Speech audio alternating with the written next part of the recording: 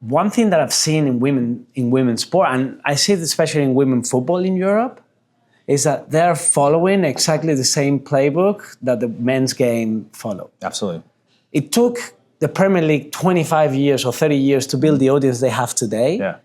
And now the female Super League, it's doing exactly the same, taking a lot of time. It's So I mean, first and foremost is that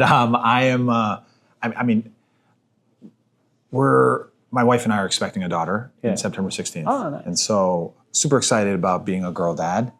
And the reason why I say that is that this sentiment is very personal to me. Like, I want her to grow up in a sport with equitable pay, with equal airtime, and equal revenue, right? And the business has to work, right? And so we need to set up a framework to allow women's sports to succeed, right? More often than not, what you see right now is that they don't get good day parts. Yeah. Right? Sometimes they go against the NFL, on Sunday afternoon, or sometimes they go against college football, which is a religion here, right? And I'm just like, okay, so if you're going against those, day parts where you're playing during you're playing the day where no one's at home in front of a television, but second, you're counter-programming with the NFL and college football and NBA, right? That doesn't make sense, right? So when the viewership is smaller, then the ad dollars are smaller. When the ad dollars are smaller, the revenue is smaller. And the revenue is smaller, then you can't command what you need to do. So yes, there needs to be deliberate intention around when you put the games on. And we have to set up a framework where women's sports need to exist, right? We live in a country where the women's national team, the U.S. women's national team is more popular than the men's national team, right? And yet there's a gap. Even like with NWSL and MLS, there's a gap. And that makes you really think really hard about, are we giving women's sports a chance to succeed within the old framework right now, right? And so that is absolutely right in terms of emerging leagues, but also women's sports is like, how do we allow these new and burgeoning segments, allow them to succeed and set them up for success? That's an interesting debate. And we said it before, women's sport, it's probably the biggest opportunity in the sport industry at the moment. For me, three reasons why this is true. First, because we know the 50% of the population has been ignored in terms of professional sports. Second, women drive culture and social media. Yeah. And the third thing also is that the athletes that today are professional, they started by pure passion. Yeah. They never imagined they're going to make their life out of practicing sports. But for your daughter, your future daughter, she will grow up with a role model that she can follow, and she knows that she follows her passion and she's good enough. Yeah. She will make her living out of basketball or football or whatever sport she practices. Yeah, absolutely. I mean, the added dimension of it, and this is a little bit more of a personal, it is all of a sudden, not all of a sudden, but in the last few years, it's like cool being Korean. I talked about moving to this country when I was 3 years old and growing up in grade school. They're like, what kind of Asian are you? It's a little bit ignorant, but this is like the 80s and 90s in the South. And they're like, what kind of Asian are you? I'm like, I'm Korean. And they're like, there's either Chinese or Japanese. And I just go, no, I'm neither. I'm Korean, But like, I'm in the middle. Actually, we are in the middle of China and Japan. But the reason why I bring this up is that, I am proud to live in a world now or in a country now where like being Korean is cool. Korea, like a Korean film won Best Picture. That has subtitles in the Oscars, right? K-pop is a major segment on Spotify and in the music industry. Squid Games 3 just came out, right? It's the top one streamed show on Netflix right now, right? So I call this the Korean Renaissance. So my daughter and my son have been born in a wonderful time. But beyond that, right, is that I want I took my son to a Gotham FC game. Carolyn Tisch, who's the owner of Gotham FC, is a very progressive, very creative and innovative thinker.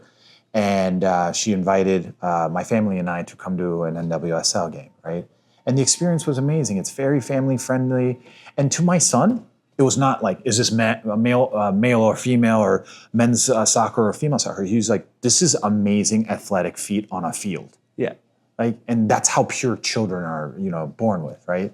And he was just as excited at being at a Gotham FC game as he was at a PSG Real Madrid semifinals of the Club World Cup, which I took him 2 days ago, right? And for me, I'm just so proud of that, right? Because I've kind of, surrounded himself in an environment where he celebrates excellence, right? And, look at the marathon. New York City Marathon, my favorite part of the year. It's in the fall. Everyone is out in the streets just cheering people, right? People will go, oh, which one are male and female? No, you're like, no. Those people on the road are running a marathon, and that is incredible. That is an incredible human feat, right? And I think that's where it kind of comes back to for me. Yeah. On a personal note, as a to be father of two, is that how do I exert my thought, my leadership, but I also my just passion and conviction to create a better world for our children, right? And that is the world that I want to live in, a world that is worthy of our children. I think as a generation we have a double responsibility with the future generation. And we have a responsibility with the future generation, and as a sport industry executive, we add a second responsibility. Yeah. The first responsibility we have as a generation is that we were the last generation that left the offline world and transitioned into the online world. Yeah. So we live in a world. We grew up without phones. We grew up without phones. We started to have it. So it's very important to not forget all the good things that living without phones had. Of course. And we need to transit those values to the next generation. And the responsibility we have as executives in the sport industry is to transfer that excitement and values of sports and action to the next generation. Absolutely. Because, as you said before, we are in a moment where we're risking not connecting with the next generation, and it's not anymore a matter of business, which, okay, it's good. But at the end, there's an underlying, more important mission there that it's transferring the value of sports to the next generation. Absolutely. As well. Absolutely. And also, we all grew up with passion of sport, right? And a sense of belonging. I started this, conversation of why did I like sports? Because that created a sense of identity of a Korean boy that grew up in the South, that knew more about Michael Jordan and the Chicago Bulls better than anyone, right? And that created a source of not only passion and identity, but also connectivity with my classmates who looked nothing like me, right? And I think that is the beautiful thing about sports, right? Sports has this incredible way of unifying, right? When you're seeing social movements happen, they are also translated on the field, right? Yeah. Where you see Vinny Jr. really, get tormented and also harassed and wrongfully, hated on, right? Because of the color of his skin. And what does the industry and the sports industry do? We rally behind him, right? Yeah. We call out racism, right? We call out hate, right? And sport has an immense tool to bring people together, to create justice. A lot of the social justice movements that we saw on Twitter, right? We saw them on the pitch, right? And on the court. And so I do think that is the essence of why we love sports. Like, while we talk about it, we get goosebumps, right? Yeah. Because that's why we are here. That's why we love it.